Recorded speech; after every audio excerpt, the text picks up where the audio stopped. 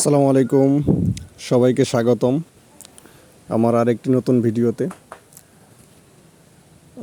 বেশ কয়েকদিন যাবৎ আমার ঘাসের জমিতে ঘাসগুলো কেটেছি, বাট সার দিতে চাচ্ছি কিন্তু বৃষ্টি হচ্ছে না বা পানিও দিতে পারতেছি না।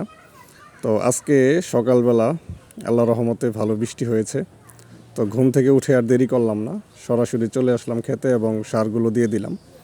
তো যেটাকে বলে সুযোগের সদ্ব্যবহার, আসলে সব কাজেই সুযোগের সদ্ব্যবহার করতে হয়, না হলে কিন্তু পরবর্তীতে পস্তাতে হয়।